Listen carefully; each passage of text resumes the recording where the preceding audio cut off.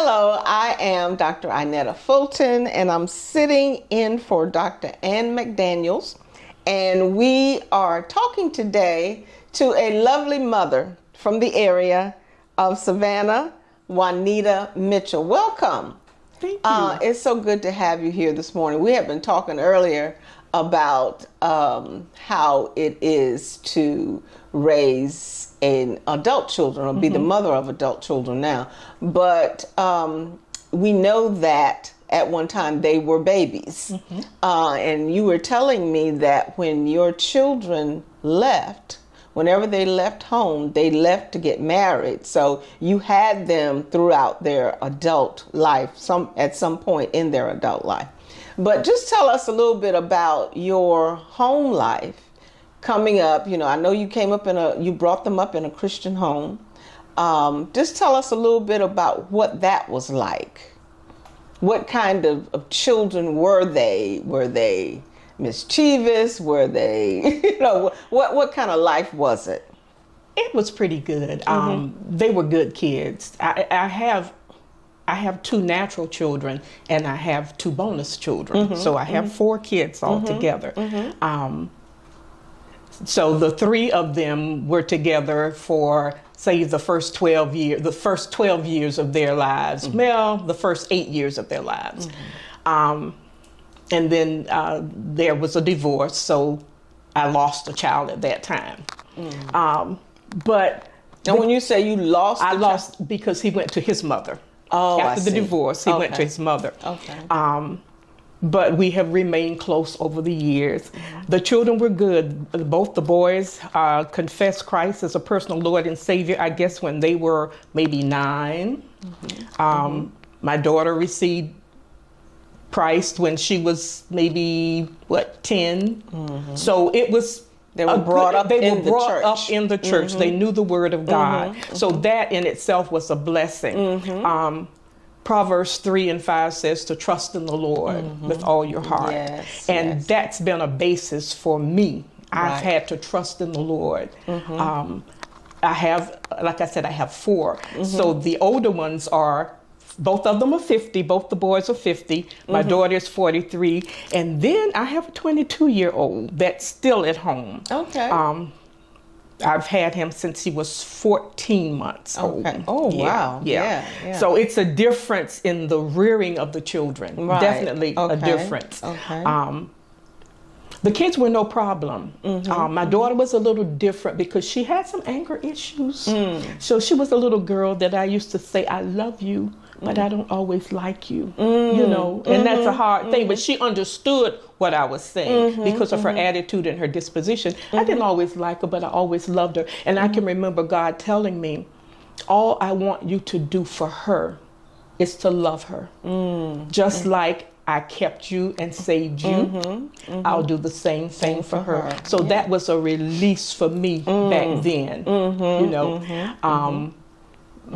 My son,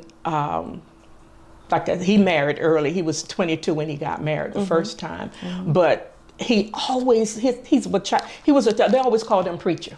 Oh, wow. He was always a child that loved the Lord. And he still does. He still does. So the kids are good. They had a good upbringing. Even the 22-year-old has been brought up in the church, knows what the Word of God says. So we just have to trust God with that. You have to trust God with it. Now, I have several of my friends are, and over the years we would talk about our children and that sort of thing. Now, my house was the house where all the kids came to. I had a basketball goal in the back, and I had boys. And so there were always boys in my house, in and out my house, and I can remember some of them right now will say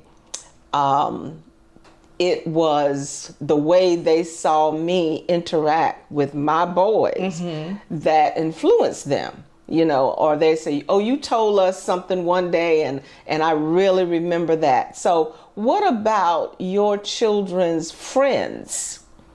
Did you have, did they have friends coming over or go over, like during high school, during that time when they're going between a child and an adult, they'll reach out to certain friends and sometimes they talk to their friends about things that they wouldn't tell you. Mm-hmm. So did you see that a lot? My children had friends in and out. Sometimes we would have some living friends for a while. Mm-hmm.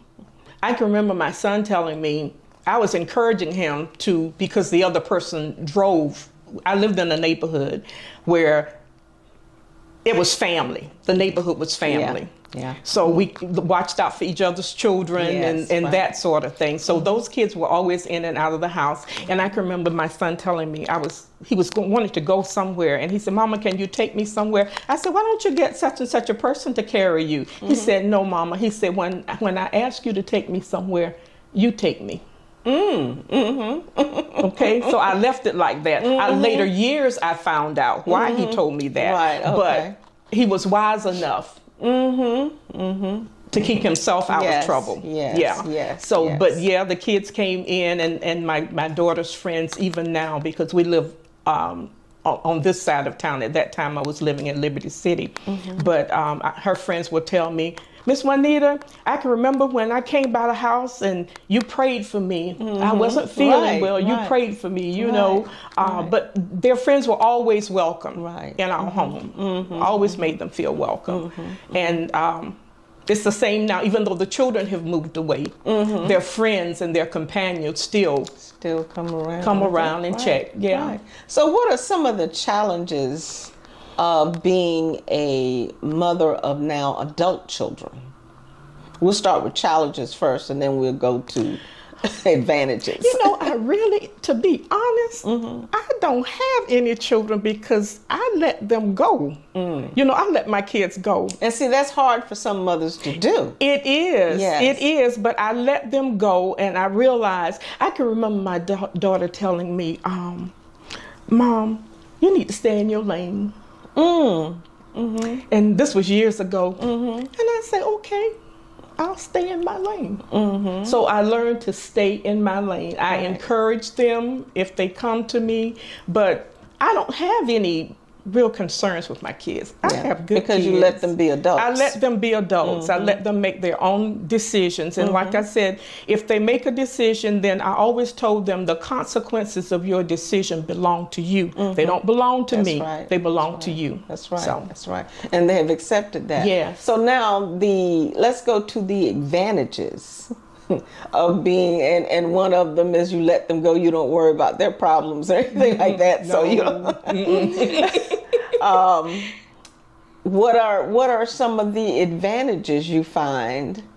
Because there are there are mothers that are still very present in their adult children's lives. They don't allow them to make a move without them. They're still raising their 25 and 30-year-old children. What would you say to them? They need to leave those kids alone. They need to leave the kids alone. And you have your children and their spouses are all different. The way I would respond, I guess I respond the same way. When I go to my kid's house, I always watch what I say. I watch what I do. My son-in-law now he's always wanted me to come and live with them. So that gives you an idea of the relationship I have. It's a good relationship. I don't get in their affairs. My daughter is a little spicy. Right. So sometimes, I might pull her aside and say, do you really want to say that? Do you think you really should have said that? But as far as getting in the middle of stuff, no. I don't try to tell them how to rear their children. I don't always like what I see. But I have made things a matter of prayer because I can't change them. Only God can change them. That's right. So I tend to make things a matter of prayer. If I see something in their life, always, even when they were at home and their friends, if they had certain friends that would come around and I would see something in that person that wasn't quite right, Mm-hmm. I would address that with them. But I would leave them with the choice if they wanted to continue to, associate with that person. And my prayer was, God, help them to see what you see, hear what you hear, and know what you know. And eventually I would see that person disappear, and I would ask, but what happened to so-and-so? Oh, I had to let that go. But that was something they made a choice to do. Exactly. Exactly. It wasn't anything that I forced them to do. Well, you need to do this and you need to do that. No. Now, I find that I'm a different mama with that 22-year-old. And I asked God last night to kind of forgive me for the way I have maybe reared him. It was so different from the way I reared the other children. And my kids tell me I've been a little slack on him. But I'm still mothering him, and that's not good because he's 22. And I feel that I need to let him go and stop saying, well, you need to do this or you need to do that, even though Understood. Even though I think that he might need to. Right. I had not maybe made him as much a matter of prayer as I needed to. Well, I think that the children now, they are, and well, he's an adult. He's over 21, so he is an adult. Yes. But it seems like they are just a little bit different, because they have been brought up in technology. With technology, they didn't play outside like our kids did at that kind of thing. Everything is technology, so they sit there for hours and hours and hours, and they're on social media. That drives their lives. Yes. So it's a little different with them. They don't have as much what I call life experiences because they live life by looking at a screen. Yes. Yes. So it's a little bit different. Now, tell us, let's go back to your mother. Okay. What was the relationship with your mother? And because we're in the same generation, so our rearing was a little different, I know. But what was the relationship with your mother and the way you were brought up, as opposed to how you brought up your children? My relationship with my mother was very close. My mother was 42 when I was born, so she was not supposed to have any children. I was a surprise. Yeah, a big surprise. I was a big surprise, yes. But my mother and I had a very good relationship. My mom was my best friend. Wow, yeah. She was my best friend. And I really could go to her and tell her, we could talk about anything. And that's the way I reared my children. My children even now can come to me and talk to me about anything. And that door has always been open. And one thing I have learned is that no matter what, they must know that I love them. Right. Unconditionally. Right. That's right. I love them. No matter whether good decision, bad decision, Mama still loves you. Right. Yeah, that's not going to change. We may disagree about things, but that love factor is going to always be there. Exactly. Yeah. Exactly. And that's the way it was with my mother. My mother trusted me. And like I said, I tended to rear my children kind of the way I was reared because of that. Just kind of, just an open kind of thing. Right. They didn't have a curfew. As such, I thought I gave them a chance, like Mama did me. I gave them a chance, and if you came in at a time that I thought was inappropriate, you found a note on your door. You did not have a curfew, but now you do. Oh, wow. Yeah, now you do. You must, be in the house by this time. But initially, I let them kind of, do their own little thing. Right, yeah. right. But common sense. Right, they knew. Trying to see, you know what's right. I might have known where you were, but respectfully, there's a time you need to be in the house. Yeah, no, that's good. Respectfully, That's good. That's good. That's real good. Now, in our generation, our children were coming into the realm of living together before they got married. Now, I know you said your children were at home. Did you ever, even though they were adults, did you ever allow, because you gave a, so I can see from the on your face that no. They knew better, right? Yes, ma'am. Right. Yes, ma'am. Then you draw the line somewhere. Oh yeah, no, we don't do that. That's something that we just did not do. And they knew better. Yes. We don't. You don't bring your little friends in your bedroom and no, ma'am. That's right. That's right. And there's so many mothers that allow that to happen, and they're allowing it now. No. Yes. I got you. I'm right there with you. I'm right there with you. And I mean, because there's a line that you cross, that some of them cross. And when you allow them to cross that line, it's no going back. The respect, you thinking that, I'm letting them be themselves, letting them express themselves. No. Because once you cross it, you can't come back. No. So, and a lot of parents, they're doing that, where they're their children's best friends, and I would tell mine sometimes, I say, you have friends, I'm going to be a parent. And my challenge was that my husband at the time was probably more of a child than they were. So it was like, discipline sometimes got canceled out, unless it was something just really like way off, way out there or whatever. But it was like, leave them alone. They're just boys will be boys. I'm like, no,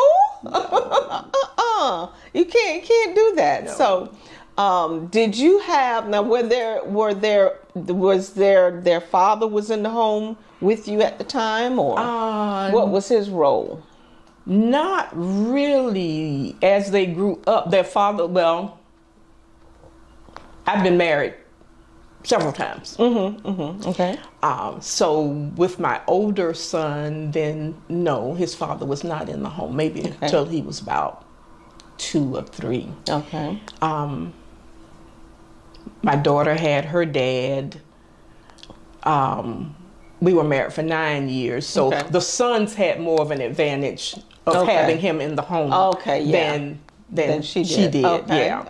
And then my husband, who passed about 6 years ago, he became papa and father to them. So we were married about 27 years. Okay. Yeah. So most of the rearing then fell on you. It kind of fell on me in between. Like I said, we had in between kind of things. We had in between fathers. Right. We'll put it that way. That may not sound good, but it's the truth. I mean, the truth is the truth. It is what it is. And but Mitch was a good dad to my kids. He was a good dad. He spoiled the 22-year-old. I think sometimes I say, you spoiled him and then you left me with him.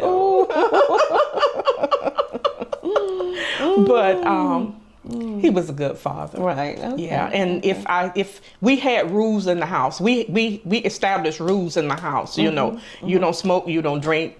Your family doesn't come in. Your family doesn't smoke or drink. Right. If you have family who cohabitates somewhere else and they're not legally married, they cannot sleep together in our home. That was just our home. That's right. And you can make rules in your own home. You can make rules in your home. Right. People may not like it, but you have rules for your home. And they're perfectly welcome to come. Separate sleeping, fine. I don't have, as long as you're happy with it, I'm happy. If you're not happy, then. Now, what would be your advice because we see now where young women, young mothers, they have reared their children very differently from the way we did. And sometimes it's different good and sometimes it's different bad because, now their lives are ran by social media per se. What advice would you give those young mothers now that, because now we're hearing about, little girls getting pregnant at 9 years old. We're hearing about, taking guns to school and threatening the teacher and, all this kind of stuff that we, would never happen you know, we thought would never happen. we thought. Yeah, we thought would never happen. What kind of advice would you give them? What do you see that maybe they can do to change? I know this is a long question, but what would you say to them that may change, you know, because they're raising the future generation? But you have teenagers, babies raising babies. Yeah. And it's kind of hard because they themselves have not been taught. You know, so it makes it difficult. I see parents handing a phone to their 18-month-old, 2-year-old. And the child is fighting for the phone. I mean, if you don't give them the phone, they're crying. Right. And it's like you give them something to pacify them so you can do whatever you're doing. You don't take time with them. You don't spend time with them. Quality time. Right. To try and train them. Children today are so disobedient. They just don't care. I was in the store yesterday. And I was pushing my buggy. I'm 77 years old. And there was a young lady that was coming across the aisle. Now, in my day, I'm pushing the buggy. If I had seen an older person, I would have stopped. Right. She just came right on across. And the first thing I said, no home training. Parents are not, I don't know. Parents are not teaching their children to be respectful. They're disrespectful at school. Right. They're disrespectful at home. They're disrespectful in the street. So I don't know. And I guess, like I said, children are rearing children. And it goes back, you can have a mama who might be 42 who has a grandchild already. Right. You know, so that child in between is a baby still. Right. That's right. And then you say, well, that's your child. You rear them. But they need some input from the older adults, you know, just to let them know that you need to be respectful. And I agree wholeheartedly with that, because in our day, we're not saying that this never happened. We had, you know, teenage girls, you know, who got pregnant and had babies, but it was few and far between. You didn't see them. You know, I could remember this one young lady that got pregnant in our church. She was 13. And I could remember not seeing her unless I went to her home. She wouldn't come out, you know. So it's few and far between now. It doesn't happen very often. And so I agree with you wholeheartedly. Our time is winding up. So let's, we're gonna break this off. This has been such a fun segment. Being able to talk to you, it's the first time we ever met. Yes. And really have enjoyed everything that you've shared with us.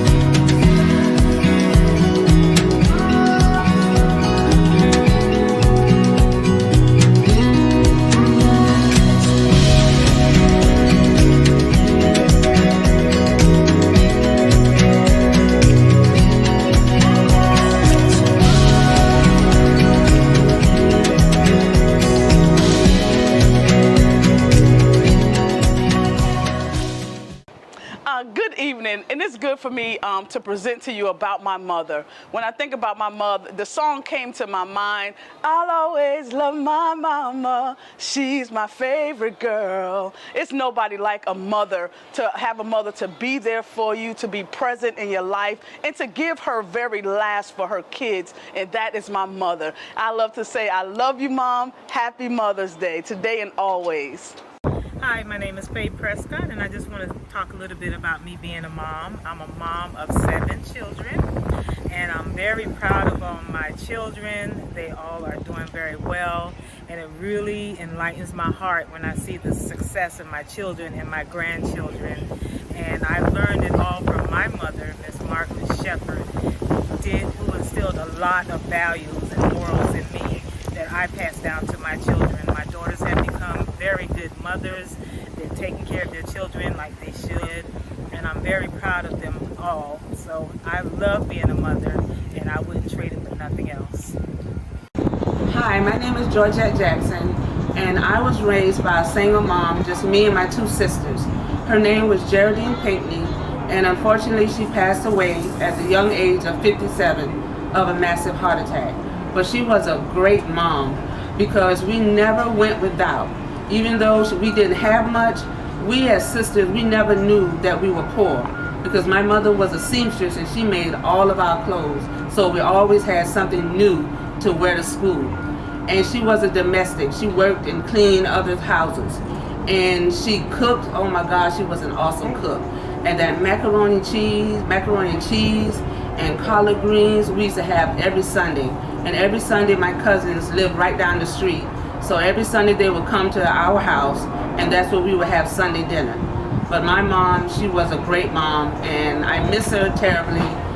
And she just, she was just friends with everybody. She sold for other people as well. So she never met a stranger, even though she was quiet, but she was such a sweet person, and everyone who knew her always said the same thing. She was very sweet. So that's my mom. You know, my mom is my superhero. She is the person who I've learned the most from. She is the person who has always been there for me. She is the person who has always loved me without condition. My mom is an amazing woman. She's super creative, very loving. At times she's a little feisty, but she's just an amazing woman. And who I am is so much of who I am, and how I move through the world is I contribute to Odessa, who is my mom. Hello, my name is Fatima, and I want to share a little story about this lady who raised me. Her name is Minnie Murchison, as you see in the picture that I'm holding up. This woman of God, first and foremost, she taught me a lot of things. She taught me how to be a woman. She taught me how to nurture. She taught me how to be strong and resilient. The best gift my mother always gave to me, that my mother gave to me, was the gift of Jesus Christ. She instilled in me about praying, about staying committed to the Lord and Savior.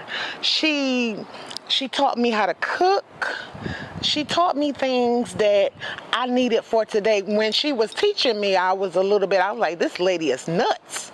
But she taught me so many things. She was always very classy. She said, okay, for example, I used to think, oh, Mom, why are you getting dressed to go to the doctor? Aren't you sick? She said, just because I'm sick doesn't mean that I have to look defeated. And I felt like that was an important lesson. As Christians, we are not to look defeated. We're to hold our head up high and look to the hills from which cometh our help. So she was always loving people. She invited all types of people to the house. She would feed people. She would listen to the people. She would be a confidant in a time of struggle. And she always say, don't let me bend my knee, because I pray through it. And I couldn't wish for a better mother. I couldn't wish for a better childhood. I was very, very fortunate. I had love unconditionally. I had a family that was close-knit. And I thank God for the experience of loving on my mother and letting her know that she's important to me. And her last days, I was there talking to her, laughing with her, and just sharing with her, not knowing that that would be the last time I would see her. But even in her last moment, she wanted to make sure that everybody was okay. And she wanted to give me the tools to be okay, to continue her legacy. And I thank God for it. There's none better. You never get another mother. You only have one. Thank you.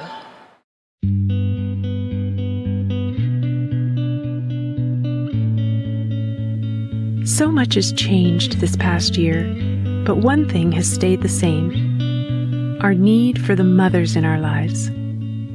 When we're most weary, moms continue to nurture, encourage, and model selflessness. Mothers often seem to hold the world together. In big ways and small, we acknowledge all you do. Center stage and behind the scenes, tangible and intangible. We thank God for how you love and support. A care package of favorite things, a home-cooked meal, a note that makes us laugh, a full-bodied hug, a gentle word of advice, a clean house when we come home.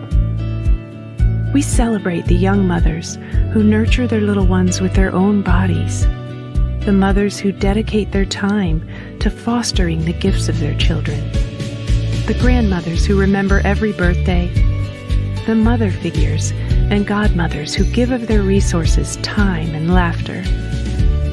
In person or miles away, the mothers and mother figures in our lives bless us, and we're so grateful. You deserve more than one day of gratitude, because you give of yourself every day in so many ways. Still, we pause today to acknowledge you. I want you to look at your camera and talk to that young mother. Give us about 30 seconds and advise her of where she needs to go right now with her children. Young mother, you need to take time to read with them.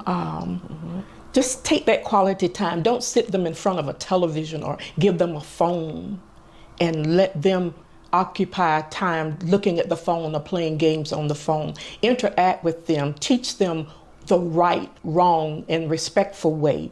Let them know that no matter what goes on in their life as they grow, that you're going to love them and you're going to be there for them. Thank you so much, Juanita. We appreciate you, and we thank you all for joining us. See you next time. God bless you. Real issues affecting real people in real life. Ready, set, talk. Real issues affecting real people in real life. Ready, set, talk. Come on and talk about it. We're gonna talk about it. Let's all talk about it, 'cause we're real people.